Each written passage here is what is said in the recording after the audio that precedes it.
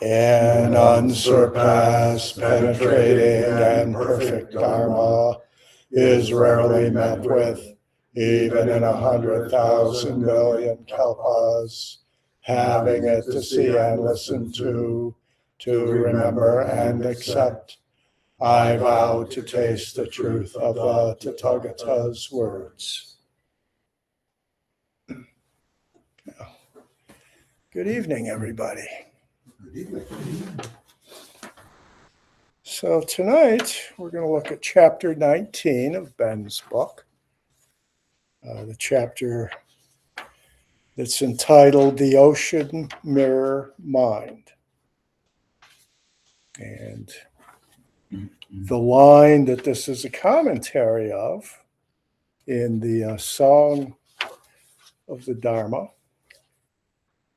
is in the midst of Buddha's ocean seal samadhi. So we're going to be looking at mirror mind. And that may be why Joe had us chant Hokyo Zamai, Song of the Precious Mirror Samadhi. If so, that was a good choice. Even if not so, it's still a good choice to get us ready to look at this imagery of mirror, but yet also the imagery of the ocean. So it's kind of interesting to see these two combined, because usually they appear separately, each one conveying our experience of awakening.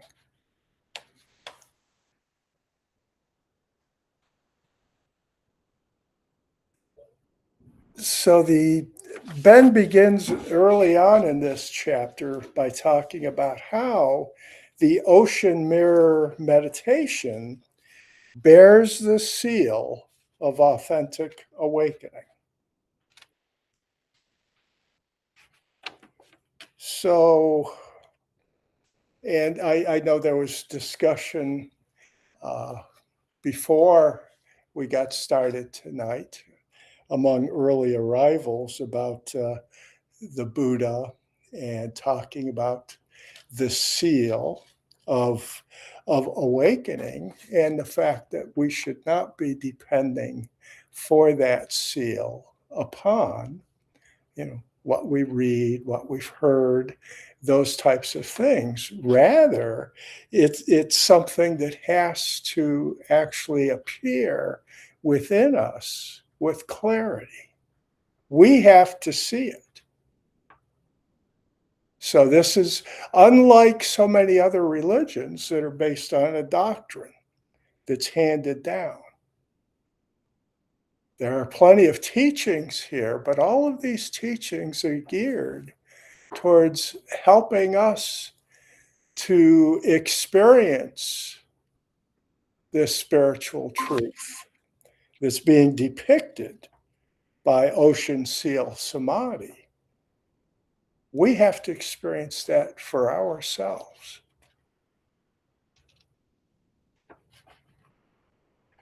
So that's what's being pointed to here by Ben when he says the ocean mirror meditation bears within itself the seal of authentic awakening.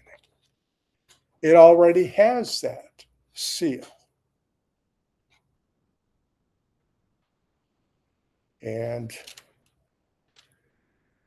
something that's totally extraneous, but I have to go there as an old Marx Brothers fan. So whenever I hear about the seal for anything, I'm waiting for Harpo Marx to come.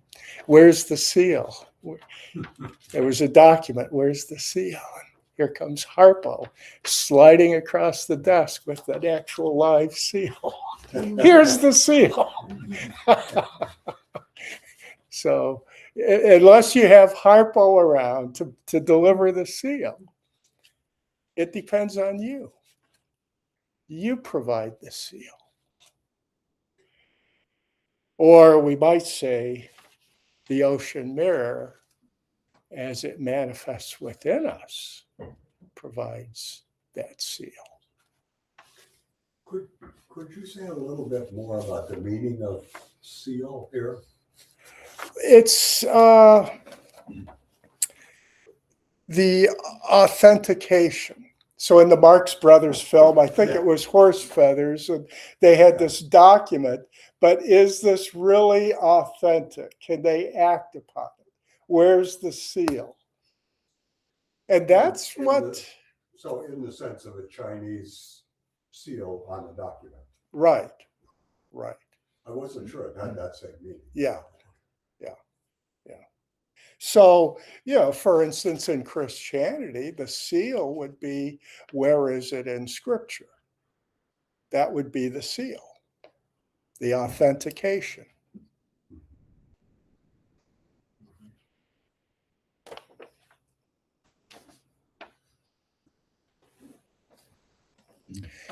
So Ben goes on further then to say that being in the midst of Buddha's ocean seal samadhi refers to times when we settle into clear awareness, illumination.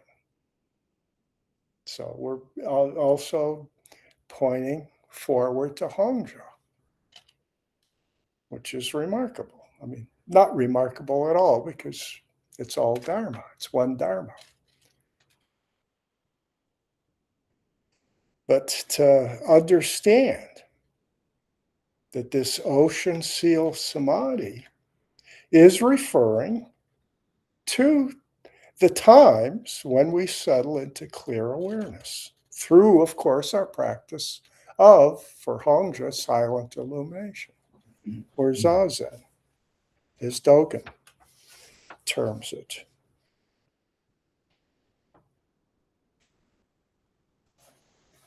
So the settling into clear awareness.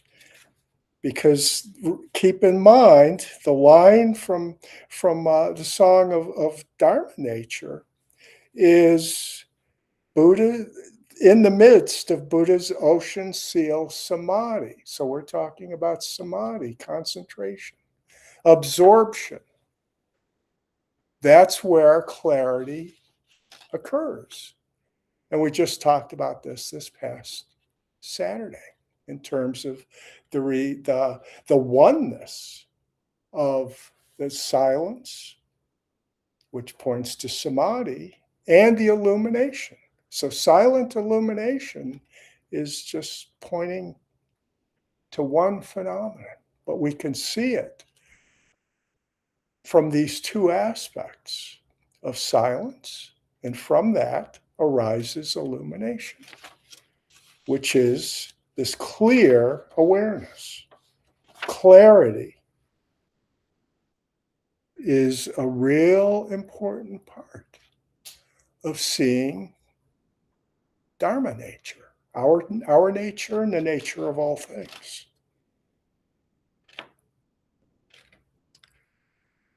And in seeing this, Ben points out that we're also looking at how right now we are located in the Buddha's all-inclusive awareness, which is, we simplify that by just referring to it as our Buddha nature.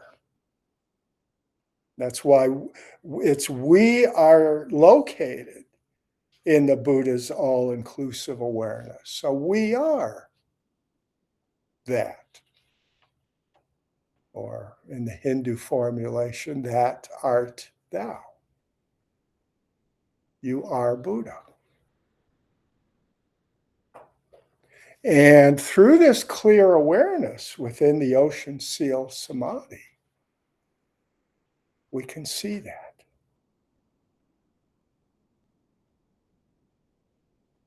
So ocean mirror here symbolizes the innate Buddha mind. Innate. So it's not something we acquire. Innate means essentially that we come already with it. It's part of our being. And if we truly see that, then all of a sudden the distinction between ourselves and all other beings, regardless of the nature of those beings, that distinction kind of begins to drop off, I think, because we tend to, or at least we have a tendency to see our Buddha nature as something that's acquired, that's not innate. But if we come into this world with it, then it's not that much of a reach to see that, well, actually, maybe all beings have it. Whereas if it's something we acquire, then maybe it's dependent upon these special characteristics of being a human.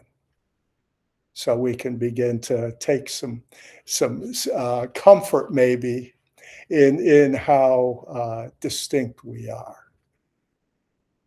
Distinct / superior. That we have Buddha nature. But if it's innate, well, maybe not. And we can't exactly praise ourselves for being Buddha nature if we came already prepackaged with it. It's part of existing in this realm. And if we begin to see reality in such a fashion, then we truly do become one in this sense of the oneness within the ocean, of all the various flows of water entering into the ocean. And there's no discrimination there about the nature of the water and where it comes from. So, immigrant water is welcome. They're immediately naturalized into the ocean. Even if it's frozen.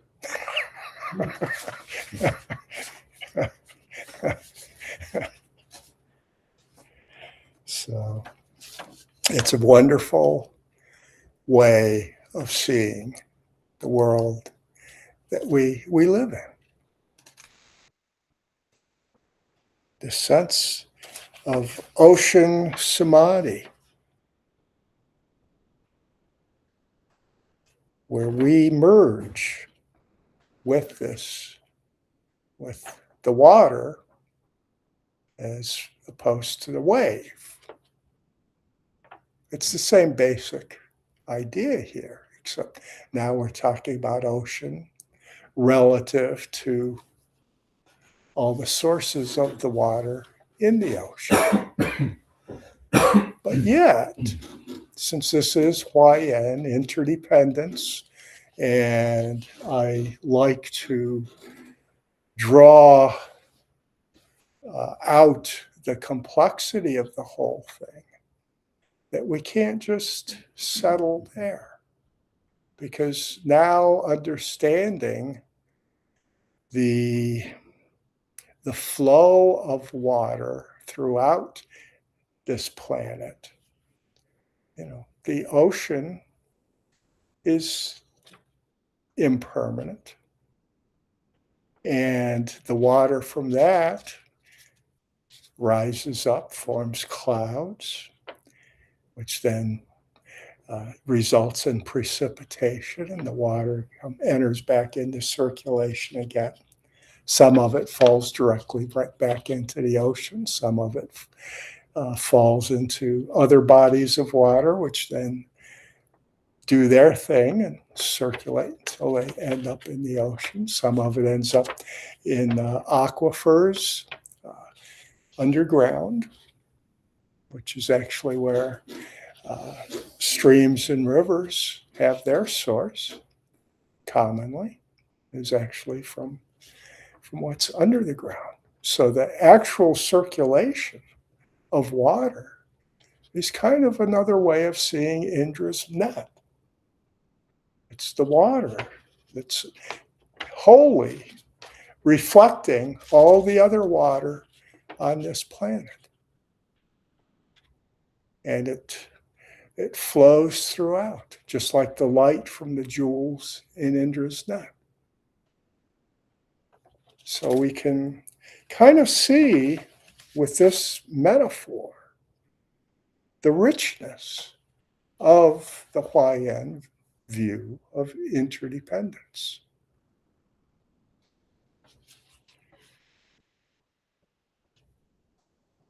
That we can actually overcome, or maybe I should say, in the spirit of Sandokai, we can see the merging of difference and unity. That it's all part of the same overall web of the circulation of water. And it's constantly flowing. So from within that imagery, I mean, that is such a rich spiritual image. Several weeks ago, Kimberly and I traveled to St. Louis to see the Anselm Kiefer exhibit there. The title of the exhibit was Becoming the Sea. Huh. And the line, actually, one of Kiefer's works, one of the very huge works,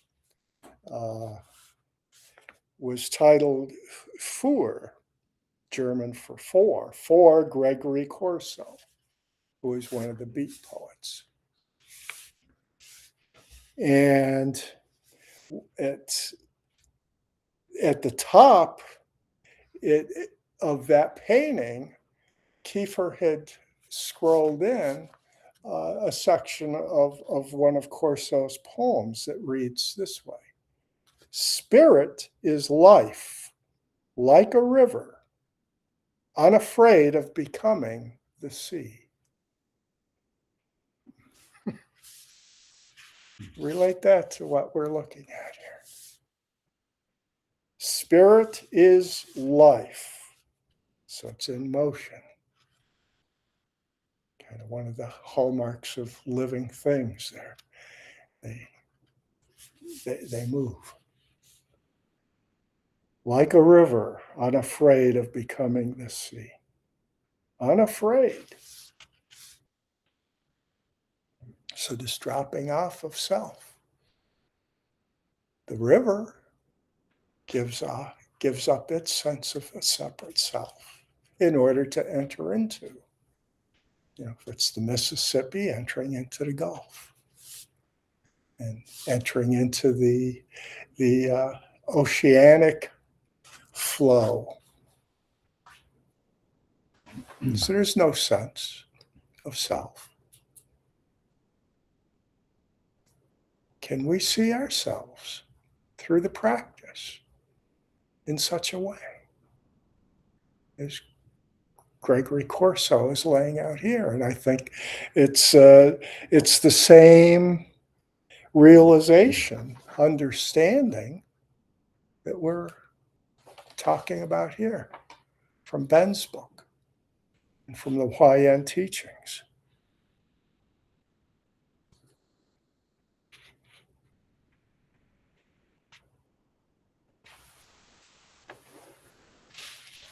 So when the manifold delusions are exhausted within, the mind will become serene, limpid, unruffled, and the infinite reflections of all phenomena will appear at one time.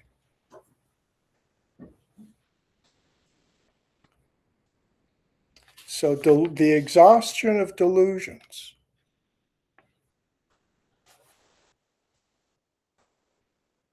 And we help that process along through the practice of zazen and letting go of thoughts.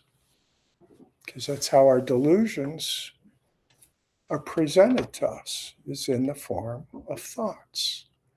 So we can enter this state through the practice of zazen and what Dogen termed non-thinking in Fukan Zazengi. Non-thinking, going beyond thinking. Going beyond thinking means we're letting go of our picking and choosing and making distinctions. And then the mind becomes serene and unruffled and can reflect. Back to the mirror imagery, we can reflect all phenomena as they appear at one time, which is the experience of suchness. In each moment, all phenomena are appearing at one time. That's the experience of suchness. Everything comes together to create this moment, this experience.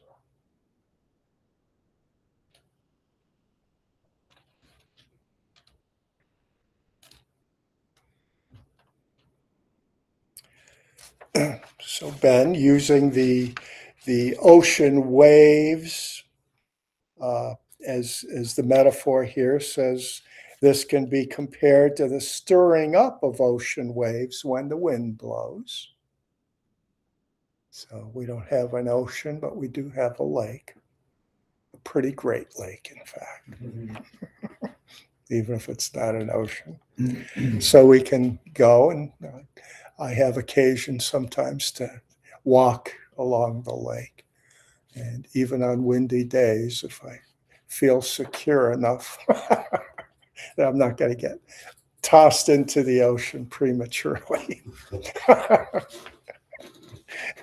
And I could experience the stirring up of great lake waves.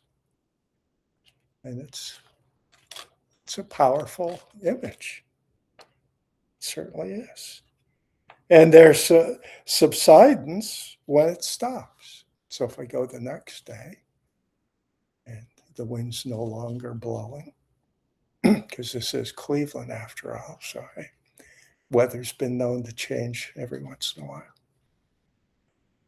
Unlike San Diego, we have Mark on there.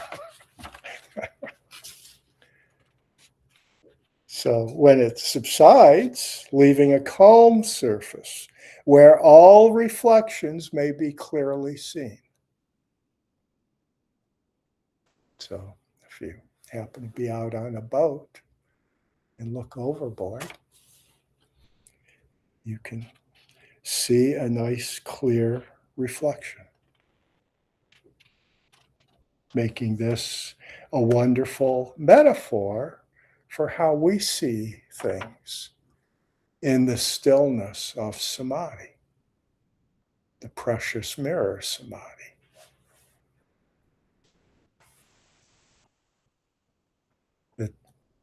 That Dong Shan speaks of in that beautiful poem.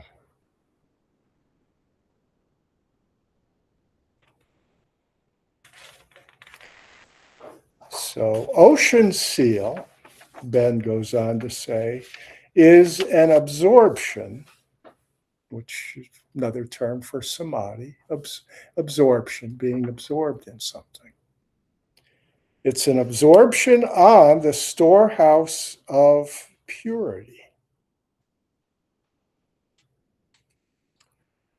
So it should be no surprise. Ben, given the fact he has 2 books out on Yogacara, he's going to bring the storehouse into this. And the storehouse of purity is pointing to this stillness and the fact that it does allow us to see things as they are. So there's a beautiful Zen teaching phrase that says it cannot be defiled. That's pointing to this fact, this storehouse of purity that everything is arising from.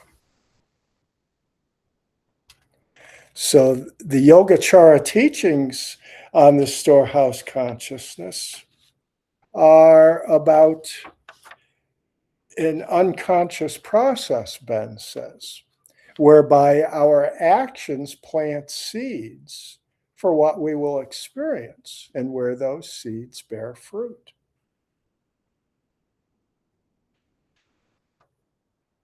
So it's kind of this underlying aspect of our being where everything resides. It's the use of the term storehouse. And storehouse in Sanskrit means, or is, alaya, as in Himalaya, the mountains. Him is snow. So the Himalayas are a storehouse of snow. Because up at the peaks, it doesn't melt. It's just a storehouse. The temperatures are always below freezing at those high altitudes. So our storehouse is kind of taking then our experiences, all of our conditioning, and it's all there. It's all there. Hence the use of the term seeds, because they don't always manifest. And when they do manifest, as psychologists know all too clearly, they may not manifest in a direct fashion. They can take some very interesting paths to their manifestation. And it may require a lot of in-depth investigation to kind of trace them back. But this is our ancient twisted karma that we speak of. This resides in our storehouse. And it's there for everyone. That's why we all chant it together. There's nobody that comes up to me and says, well, I don't think I can chant that because I don't have any ancient twisted karma.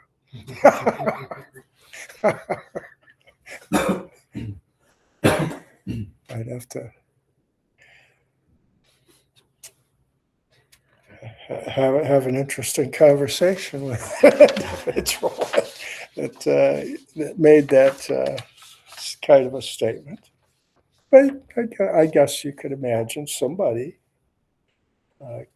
having that point of view.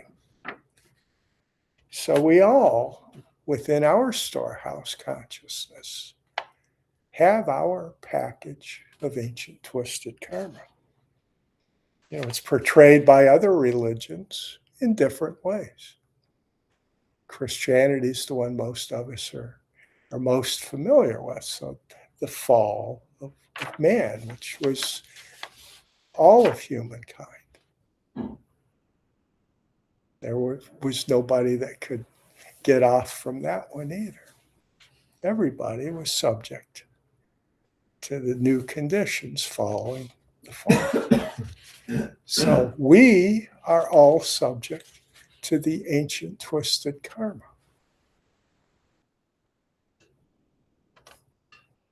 The difference being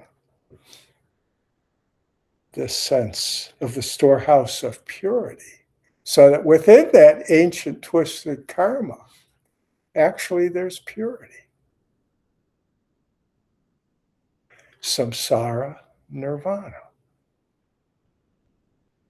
We have the lotus in muddy water. All that rich imagery pointing to the same fact. And by comparing it to Christianity, I think we can maybe see a little more clearly how it's kind of takes a different approach because of the storehouse of purity, as opposed to a sense that there's just this unbridgeable chasm that's created. And that's the role for the core Christian doctrine to come along. So the Son of God and how individuals interpret that whole process, the role that's played by Jesus, is that very diverse. There are people that have really studied Christianity in some depth, have a sense of how diverse those interpretations are. How do you bridge that chasm? What does that mean? Why did the death of Jesus change anything? Because we look around, it doesn't seem like it did. Still seems to be a lot of ancient twisted karma. So what is the sense in which there's purity? But this practice of ocean seal samadhi allows us to see this cyclical aspect of reality, of interdependence, that all is flowing, just like the rivers, into the ocean. And as I extended it out from there, it's flowing back into the rivers, back into the ocean, and so on, endlessly. So it's not that it ends in the ocean, and that's the final storehouse, the final resting place. It's not. There is no final resting place. That's the nature of the thing.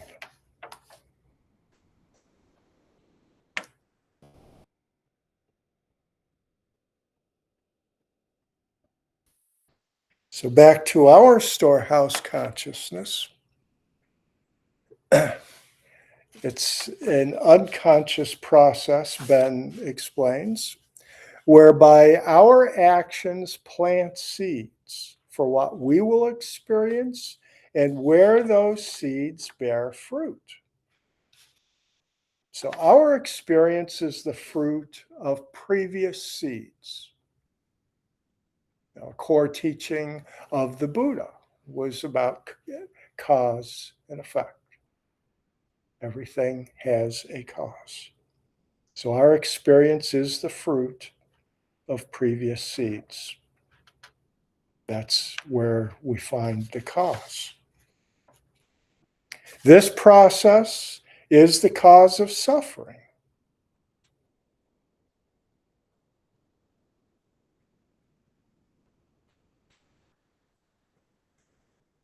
So it's because of our previous seeds. And our previous seeds are largely created through the impact of the three poisons: ignorance, greed, and hatred, anger. We have a rich storehouse created from those three aspects of our way of experiencing reality.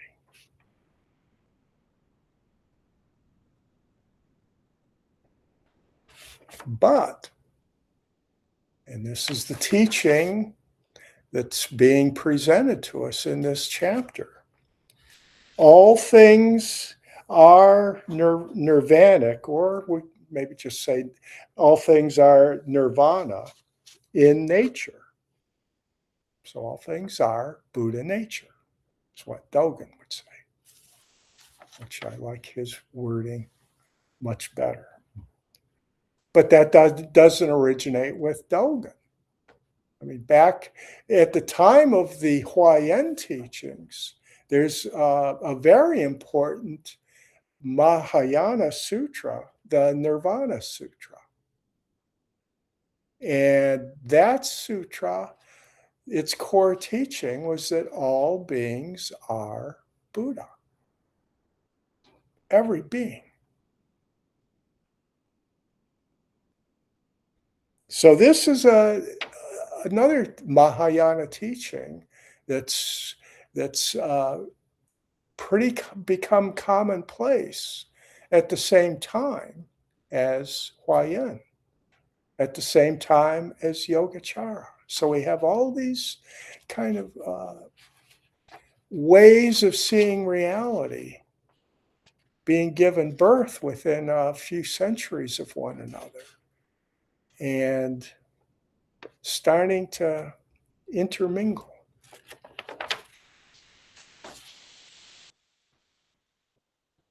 So all these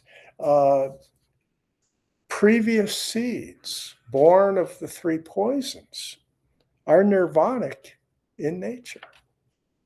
So we are Buddha nature. Our storehouse consciousness is Buddha nature. So it's not, and this is so important within the Mahayana tradition, it's not about cleaning up our act in order to awaken. We awaken in the midst of it. And through that awakening, quite often our act gets cleaned up. But it's not a hindrance to our awakening. We awaken right in the middle of it. That's because we are Buddha nature. So we have that capacity. And then if you see things clearly, it might actually change the way you do things. I'm just holding that open as a possible turn of events. But the more common way of seeing it is you've got to change your ways, and then, maybe something will happen. But see, the problem is you can end up changing your ways, but to no avail. To no avail. And now you're changing your ways because you're trying to gain some end. So you're still very much attached to a sense of self. All these hallmarks of our Buddha nature. Part of that nature is no self. That's what kind of makes us Buddha nature. If we really were, in our very essence, these different beings, then it would make sense to say, well, maybe some of you are Buddha nature, but can't be the whole lot of you. Just doesn't seem right. But if we are all starting as Buddha nature, and we start to see things in that fashion, through our interdependence, radical interdependence, no self in terms of the river flowing into the ocean, no grasping onto, well, I'm the Mississippi River, I can't enter the Gulf of Mexico. Then it won't be the Mississippi River anymore. I don't know what I'll be.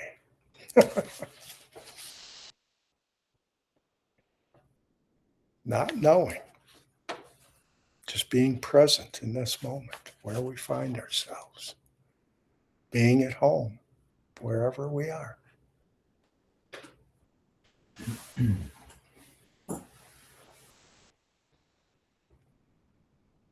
So this Buddha nature is, again, it's innate, it's inherent, and it's a state of Buddhahood that we all have.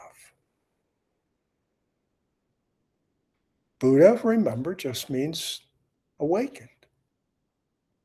The Buddha was awakened.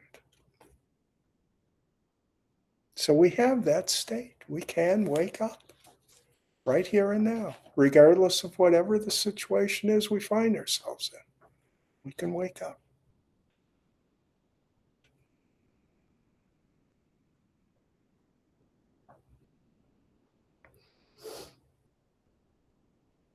And here, as I'm coming down to the end of this chapter, we come back to the comparison, the metaphor of water and waves. And Ben says the relationship between this uncontaminated basis of awareness and the passing afflictions of our lives can be compared to the relationship between water and waves. So our uncontaminated basis of awareness is our innate Buddha nature. And the passing afflictions of our lives are just the waves within our lives. But they're still water. They're still Buddha nature. So we can awaken regardless, right in the middle of the waves. We don't have to wait for that still water.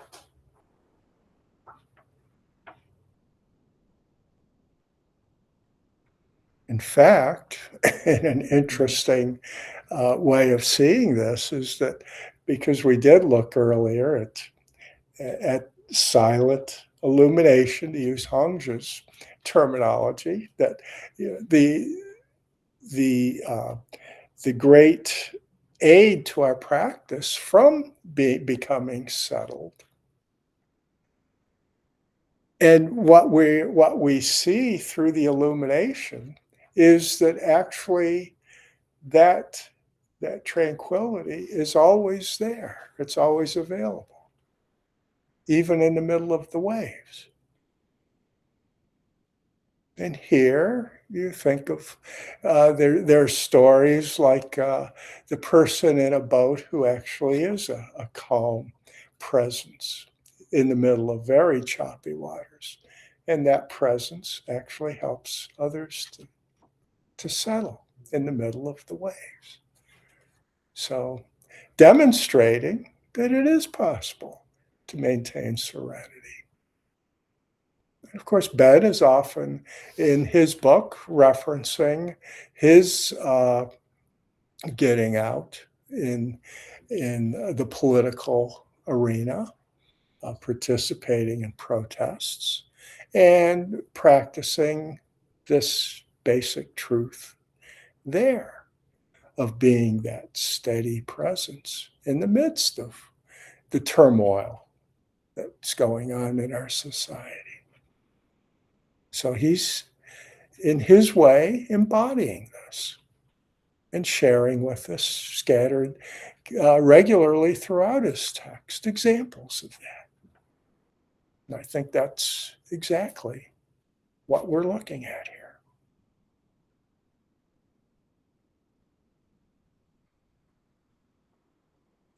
So that brings us to 8:30.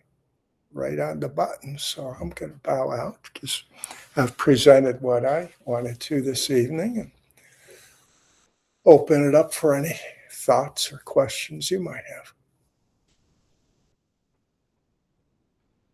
John? I think the biggest thing from this chapter for me, I've always thought of the Laya Vijnana, the storehouse consciousness, as storing the negative and positive, and therefore creating our karma in a way, Yeah. not looking at the fact that it also has to store our Buddha nature. Right. Right. And that was something I don't think I thought about. One other thing I would share, if you don't mind, Mm-hmm. when you gave me this when I was ordained, this is my original rakusu, but we changed the back of it.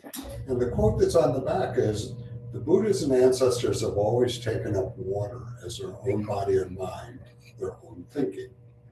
The way of water permeates everywhere, above and below, vertically and horizontally. It's a quote from Dogen. Oh. Every day when I take this off, I say those lines. As you were talking about water, I realized that there's more, that it's a much bigger metaphor than that, because water not only goes through the ground, into the rivers, to the sea, passes through every living thing. Yeah. So the metaphor is much bigger and much grander than just looking at it in that small way. And I never thought about that before. And as you were talking about it, I thought, oh. Right. So Exactly. thank you for that. Yeah. Yeah. And when I say it now, it'll have a whole different meaning to me. Yeah. Every Or a greater meaning, I should say. Lovely. Every out breath has a little water vapor in it. So we know that this time of year. I mean, it also obviously mixes with lots of things and becomes something different. Oh, yeah. Yeah. Before it passes back to. Yeah. Lots of things dissolve into it. Yeah. It's a much greater metaphor than I realized. Yeah. For sure.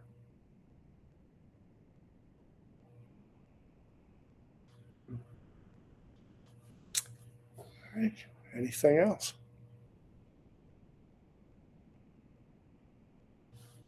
Let's go ahead and chant out now.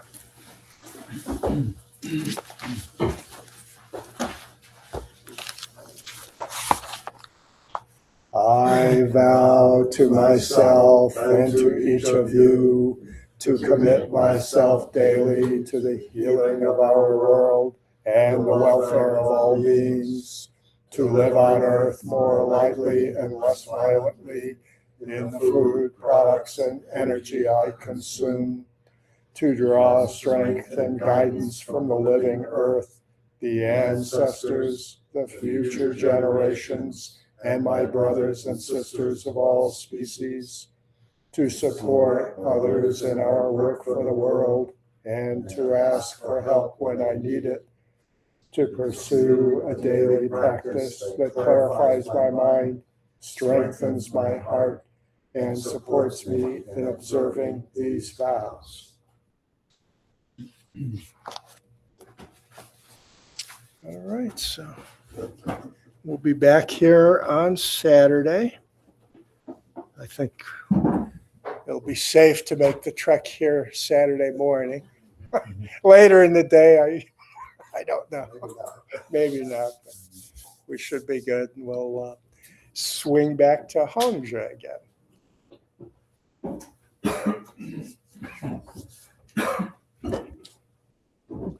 Take care, Mark. Take care. Stay warm. Oh, yeah, we're trying. Hi, Joe.